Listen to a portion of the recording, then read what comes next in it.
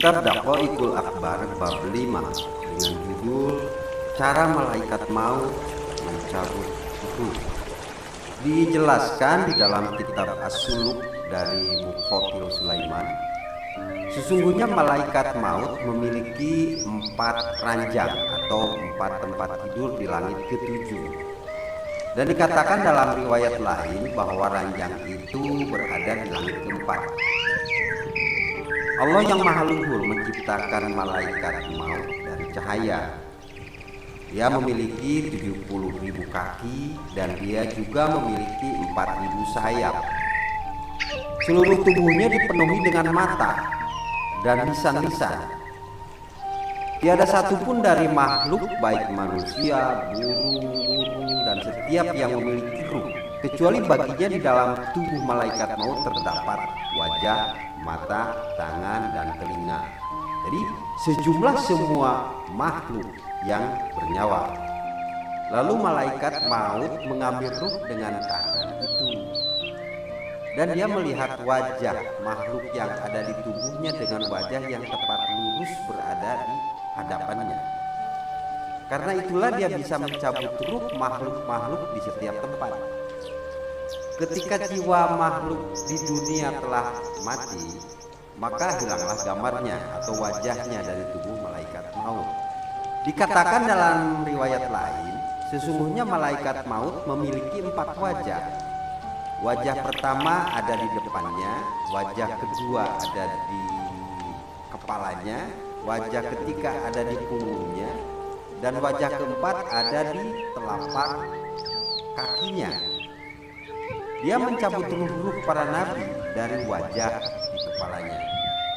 Dia mencabut ruh orang-orang mukmin dari wajah di depannya. Dia mencabut ruh orang-orang kafir dari wajah di belakangnya atau punggungnya. Dan dia mencabut ruh jin dari wajah kedua telapak kakinya. Salah satu dari kedua kakinya ada di atas jembatan neraka jahanam, dan kaki lainnya ada di atas ranjang di surga. Dikatakan juga dalam riwayat lain tentang besarnya malaikat maut. Sesungguhnya dia jika dituangkan semua air di lautan dan yang berada di sungai ke atas kepalanya, maka si air tersebut tidak akan terjatuh darinya setetes pun ke bumi. Dikatakan dalam riwayat lain, sesungguhnya Allah yang Maha Luhur menjadikan dunia dan seisinya di dalam lambung atau perut malaikat maut seperti hidangan makanan yang disuguhkan di hadapan seseorang agar dia memakan apa yang dia inginkan. Jadi seperti itulah malaikat maut di dalam makhluk-makhluk. Dia membolak-balikan dunia sebagaimana seseorang membolak-balikan seping dirham. Dikatakan dalam riwayat lain juga, malaikat maut tidak mau turun kecuali kepada para nabi dan rasul. Malaikat maut memiliki pengganti dalam mencabut ruh-ruh binatang buas dan binatang ternak.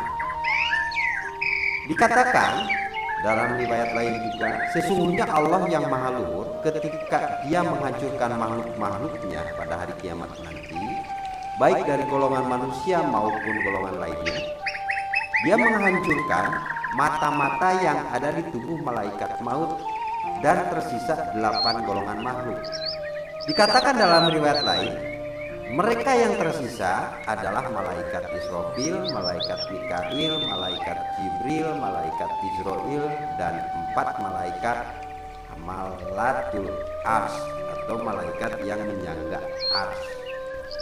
Sesungguhnya malaikat maut ketika jatuh kepadanya tulisan kematian dan waktu sakit seseorang hamba, dia berkata, "Wahai Tuhanku, kapan aku akan mencabut ruh hamba itu? Dalam keadaan dan kondisi bagaimana aku akan menghilangkan atau mencabut ruhnya?" Lalu Allah yang Maha Luhur menjawab, "Wahai malaikat maut, ini adalah ilmu gaibku. Tidak ada seorang pun yang mengetahui selain aku. Tetapi Aku akan memberitahumu waktu datangnya dan aku akan menjadikan bagimu tanda-tanda yang mana kamu bisa berpegang pada tanda-tanda itu. Sesungguhnya malaikat yang mana dia dipasrahi dan jiwa-jiwa dan amal-amal mereka akan datang kepadamu. Lalu dia berkata, telah sempurna jiwa si fulan. Dan malaikat yang mana dipasrahi atas rezeki-rezeki dan amal-amalnya akan berkata, telah sempurna rezeki dan amalnya. Dan jika hamba itu tergolong orang-orang yang beruntung, maka akan jelas di atas namanya tertulis di dalam buku catatan amalnya yang ada di hadapan malaikat maut, yaitu sebuah garis dari cahaya putih di sekitar namanya. Dan jika hamba itu tergolong orang-orang yang celaka, maka akan jelas di dalamnya sebuah garis hitam. Kemudian, sebelum sempurna bagi malaikat maut tentang pengetahuan itu, atau pengetahuan tentang habisnya ajal makhluk, sampai gugurlah kepadanya sebuah daun dari pohon di bawah ars yang tertulis namanya di dalam daun itu. Lalu pada saat itu malaikat maut akan mencabut ruhnya. Diriwayatkan dari sahabat Ka'ab al-Akbar, sesungguhnya Allah yang maha luhur menciptakan sebuah pohon di bawah ars. Daun-daunnya sejumlah seluruh makhluk. Ketika habis ajal seorang hamba dan tersisa baginya 40 hari dari umurnya, maka gugurlah daun itu di pangkuan malaikat Israil alaihissalam. Lalu dia mengetahui hal itu bahwa dia diperintah mencabut ruh pemilik daun itu. Dan setelah itu para malaikat di langit menamainya sebagai mayit. Dia masih akan hidup di muka bumi selama 40 hari. Dikatakan dalam riwayat lain, sesungguhnya malaikat Mikail alaihissalam akan turun dengan membawa buku catatan amal kepada malaikat maut dari sisi Allah. Tertulis di dalamnya nama seseorang yang diperintah untuk dicabut ruhnya, tempat di mana ruhnya dicabut, dan sebab mengapa ruhnya dicabut. Imam Abu Laith radhiyallahu an menjelaskan, sesungguhnya akan terjatuh 2 tetes dari bawah ars pada nama pemilik daun itu. Salah satu dari kedua tetes itu berwarna hijau dan tetes lainnya berwarna putih. Jika tetes berwarna hijau terjatuh pada nama siapapun, maka diketahui bahwa dia tergolong orang yang celaka. Lalu ketika tetes berwarna putih terjatuh pada nama siapapun, maka diketahui bahwa dia adalah orang yang beruntung. Adapun mengetahui tempat di mana seseorang meninggal dunia, maka dikatakan dalam sebuah riwayat lain, sesungguhnya Allah yang maha luhur menciptakan satu malaikat yang dipasrahi terhadap setiap anak yang dilahirkan. Malaikat itu disebut malaikat arham. Jadi malaikat itu malaikat yang mengurus anak yang akan lahir dalam kandungan. Ketika dilahirkan seorang anak, maka malaikat arham diperintahkan untuk melipat atau memasukkan dan mencampurkan secara batiniah air sperma yang ada di dalam kandungan ibunya dari tanah bumi yang mana dia akan meninggal dunia di atas tanah itu. Setelah lahir sampai waktu ajal tiba, dia akan berpindah ke sana kemari, mengelilingi dunia atau pindah ke sana kemari. Tetapi kemudian dia akan kembali ke tempat malaikat arham mengambil tanahnya. Lalu dia akan meninggal dunia di sana. Hal ini ditunjukkan oleh firman Allah yang maha luhur, yang artinya, katakanlah, sekiranya kamu berada di rumahmu, niscaya orang-orang yang telah ditakdirkan akan mati terbunuh itu keluar juga ke tempat mereka terbunuh. Surat Ali Imran ayat 154. Dan atas keterangan ini ada sebuah cerita, yaitu sesungguhnya malaikat maut pernah menampakkan diri pada zaman dahulu. Dia masuk kepada Nabi Sulaiman alaihissalam. Lalu dia terus menatap seorang pemuda di sekitar Nabi Sulaiman. Pemuda itu pun gemetar. Ketika malaikat maut telah pergi, pemuda itu berkata kepada Nabi Sulaiman, "Wahai Nabi Allah, aku ingin engkau memerintahkan angin untuk membawaku ke negeri Cina." Lalu Nabi Sulaiman alaihissalam pun memerintahkan angin untuk membawanya ke negeri Cina. Setelah beberapa waktu, malaikat maut pun kembali kepada Nabi Sulaiman alaihissalam. Lalu beliau bertanya kepada malaikat maut tentang sebab dia menatap pemuda itu. Malaikat maut pun menjawab, "Sesungguhnya aku diperintahkan untuk mencabut ruhnya pada saat itu. Namun aku melihatnya ada di sekitarmu. Aku pun terheran-heran karena hal itu." Karena terheran-heran, malaikat maut hilang sesaat dari pandangan pemuda itu.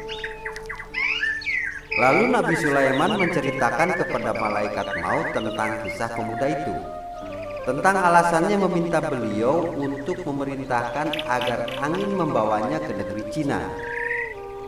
Maka malaikat maut pun berkata, "Aku telah mencabut ruhnya pada hari itu di negeri Cina." Dalam khabar lain dijelaskan, sesungguhnya malaikat maut memiliki pembantu-pembantu. Mereka berdiri di hadapannya untuk mencabut ruh-ruh. Apakah kamu tidak tahu bahwa sesungguhnya diriwayatkan bahwa ada seseorang mengucapkan lisannya senantiasa istiqomah berdoa, "Ya Allah, ampunilah dosaku dan dosa malaikat Syam," yaitu malaikat matahari. Karena terheran mendengar doa istiqomah orang itu, lalu malaikat Syam pun memohon izin kepada Tuhannya untuk mengunjungi orang itu. Ketika malaikat Syam turun kepada orang itu, dia pun berkata, "Sesungguhnya kamu memperbanyak doa kepadaku, maka apa hajatmu?" Orang itu pun menjawab, "Hajatku adalah agar kamu membawaku ke tempatmu. Aku ingin kamu menanyakan kepada malaikat maut agar dia mengabarkanku tentang ajal dekatku." Malaikat Syam pun membawa orang itu dan mempersilahkan duduk di tempat duduknya yang terbuat dari matahari. Kemudian malaikat Syam pergi menemui malaikat maut.